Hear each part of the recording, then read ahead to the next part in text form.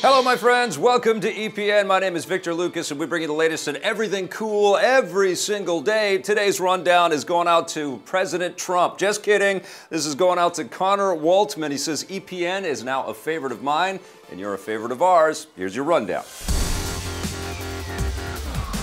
Ubisoft's snowy new game Steep might be giving people more extreme sports than they're expecting.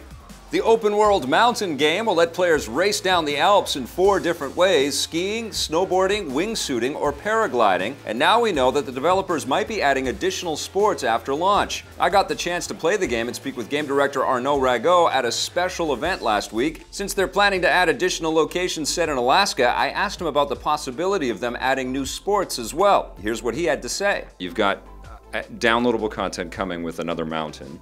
That's what's been announced so far, but I'm curious if the engine also allows you to introduce new action sports if you guys want to, like snowmobiling or something like that. Yes, the engine is kind of limitless, so we have a physical behavior, so we can do whatever we want because it's physics, so it will accept any type of behavior. Then, as I said, we are now want to learn about our community, know what they want, and we will keep updating the game accordingly. So if the community wants it, the developers will update Steep accordingly with new content. I've got my fingers crossed for snowmobile racing and ice skating, and dog sledding would be pretty cool too. The Alaska DLC for the game, which adds the new locations, will be available after launch, although they haven't said exactly when. Players will have plenty to discover in just the Alps because from what I've played, the environments seem incredibly detailed with loads of hidden gems. This technology is the same one that is powering Ghost Recon Wildlands, so all the terrain technology, being able to create these realistic mountains. We work closely with the Ghost Recon team in Paris. There are still many things to discover, many surprises or many tiny details that make some places really unique and that reward the exploration of the world. We'll have more Steep interviews right here on our channel very soon. The game will begin an early access beta test for select players tomorrow with an open beta for everyone starting next week. The final version of Steep will launch December 2nd. It looks like the entire world is heading towards the apocalypse, in video games we mean.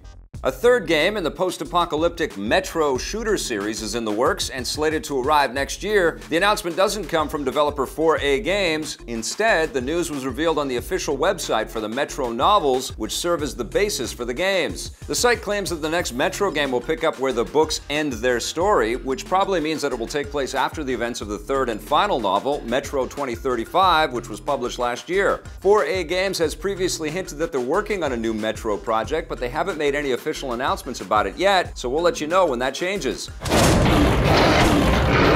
We do know that 4A Games is working on another post-apocalyptic shooter called Arctica 1, which is coming exclusively to the Oculus Rift. It looks very similar to the Metro games, but isn't set in the same universe. That will arrive next year. And Metro isn't the only big game franchise getting a sequel next year.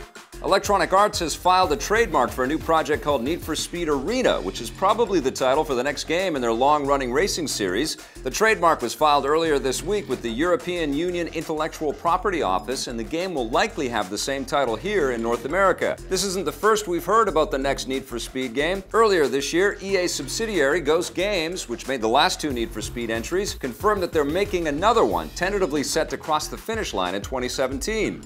Now that we know it's called Need for Speed Arena, we can guess that the arena in the title means it will have an even stronger emphasis on multiplayer and possibly focus on closed-off tracks instead of street racing. That's all just speculation at this point, so we'll let you know when EA hits the gas on the first official details. We'll be seeing a lot of the new Spider-Man. Tom Holland, the latest actor to play the web-slinger on the big screen, has revealed just how many films he's signed up for.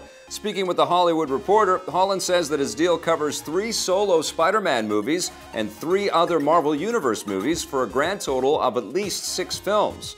Multi-picture deals like this are common, especially with Marvel, because this way the actors are locked into their characters as their careers take off, although Holland points out that Marvel has actually been very respectful of his schedule.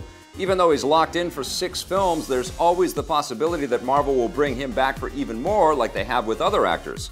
For example, Robert Downey Jr. ended his initial Iron Man contract 3 years ago, but the studio keeps negotiating new deals for him to reprise the role. Tom Holland recently debuted as Spider-Man in Captain America's Civil War, so that means we'll be seeing him in at least 2 more Marvel Ensemble films, the next one likely being Avengers Infinity War in 2018.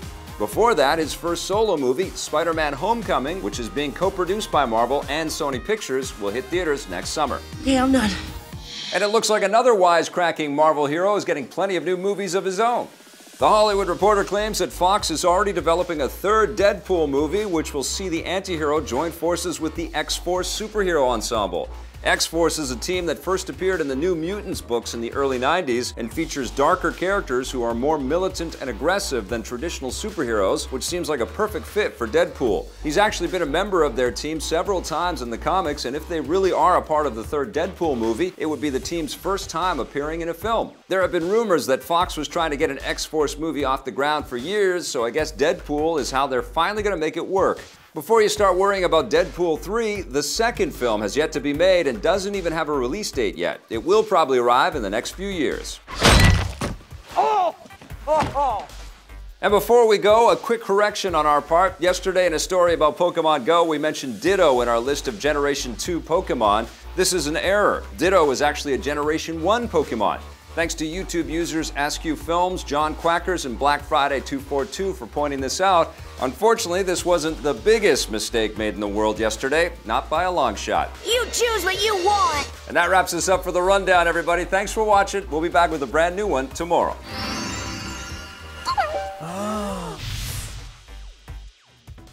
Thanks for watching our video. We're having a blast making lots of very fun stuff like our interview with Rod Ferguson talking about the Gears of War franchise. You should check that out. And if you like our stuff, don't forget to subscribe.